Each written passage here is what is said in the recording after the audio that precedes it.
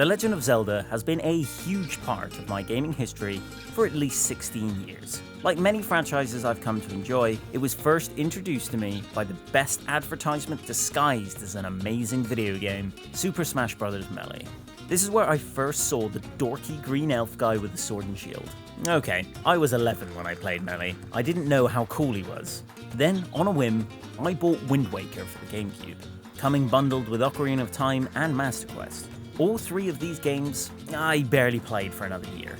I got stuck very early on in Wind Waker, and back then I didn't really persevere with games, I would just stop playing them. It wasn't until I was off sick from school for several months that I finally decided to give Wind Waker the go it deserved. And that's when I fell in love with this glorious franchise. Since then I've played and completed every single Zelda game except Zelda 2 for the NES, which I rectified for this video, and Triforce Heroes for the 3DS.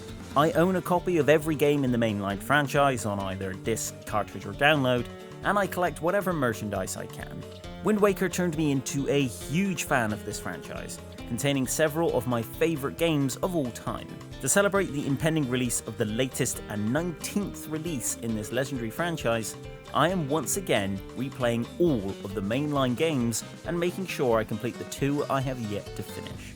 So, please join me on the road to the Tears of the Kingdom, as I take a trip down memory lane through The Legend of Zelda.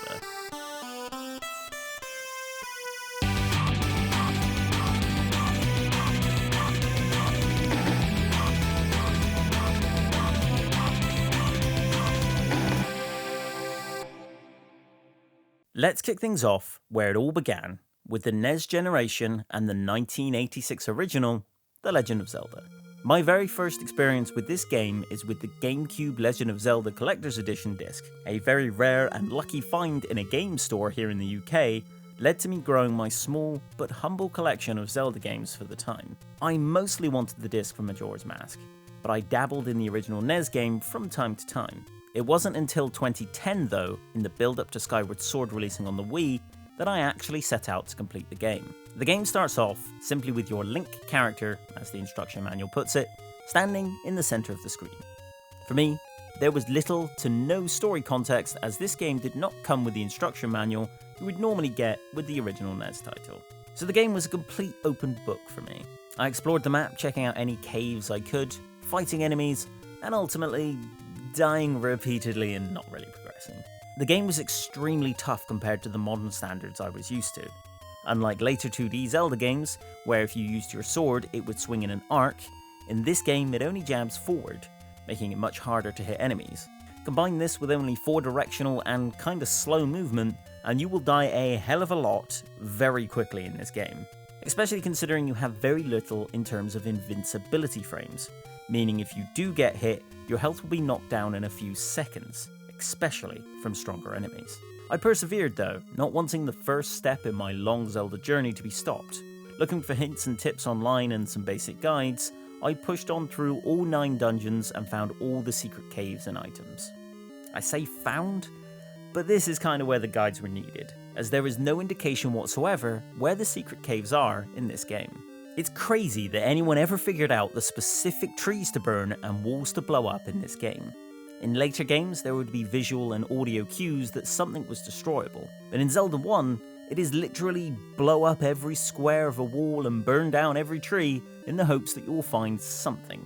As a kid, I'd probably have enjoyed this more with the time I had available to me, but as an adult, I found it tedious and annoying to find these secret caves.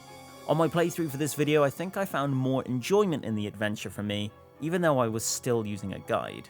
I would rather play the game without one, but with having a full-time job with little time to work through a game with this many secrets, a guide is pretty much the only way I'm ever going to be able to enjoy and complete it. Don't get me wrong, if you have the time and, more importantly, the patience to play through a game with this little guidance and this many secrets, I imagine this is still the best way to play, which is what I have done with every other Zelda game. But if you just want to play through a classic in your own way, a guide can make the game a lot more enjoyable, and if you're playing on the Switch Online NES system, you can use save states to make the game much easier to pick up and play for short bursts. And with the help of the rewind feature, you can get through some of the game's extremely difficult sections to avoid repeating the same areas over and over again when you die. Overall though, I really do enjoy the original Legend of Zelda. both in my first playthrough and my more recent one. It's definitely my second least enjoyable Zelda game, but I can still see why so many people fell in love with the game and why it's still so highly regarded over 35 years later. For the time of its release and even now, it's a fantastic game, with a huge sense of freedom and exploration that I imagine no other game at the time even came close to matching. Shigeru Miyamoto and his team at Nintendo did so much with the limited hardware available to them, managing to give a lot of atmosphere and simulate a lot of environments by using impressive programming skills and memory-saving tricks. Each dungeon, despite looking basically identical to each other, still have a different feel to them due to the colour changes and difficulty changes as you progress through the levels. Speaking of the dungeons, it is interesting how you can enter most of them in any order, but you might not be able to progress in them much until you get an item from a previous dungeon. Once again giving a sense of freedom, but also of intrigue and progression, as you find areas you can't reach and have to wait until you get a suitable item. This is of course carried on in later Zelda games, but in those, you normally can't enter the dungeon without the specific item you need to complete it. The whole game is undeniably charming and full of character to me, and despite the difficulty of getting through it, I always have fun playing it. I just wish I could remember the best order in which to do things to be able to enjoy this game a bit more casually. If only I had a NES and Zelda as a child, I feel this game would hold much more fond memories for me, but as it stands for me now, it's more of a rite of passage in being a Zelda fan to play it through. It's frustrating at times, has repeated bosses and enemies, and probably shows its age more than any other Zelda game in terms of its mechanics, but it is definitely one every Zelda fan should try out. I would love to see a full remake of it someday, perhaps as an eShop title. As it's inspired countless other games over the past 35 years, it would be great to make it more accessible to newer players. Even today, it's helped to inspire Zelda Breath of the Wild, which in turn has inspired dozens of more games since. It's an adventure game that truly encapsulates the meaning of the word, and I am sure will still be enjoyed by many people for decades to come. It also created one of the most well-known songs in gaming with the instantly recognisable and iconic Legend of Zelda theme from the amazing Koji Kondo. Now let's move on to the sequel, also known as my least enjoyable Zelda game ever, and yet somehow I still enjoyed playing it through.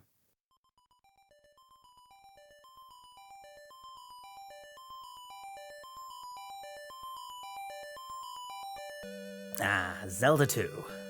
My arch nemesis of the Zelda franchise and, well, of all gaming. Zelda 2 The Adventure of Link was released for the NES on 14th of January 1987. I was born about 4 years later, and about 15 years after that, I played it for the first time.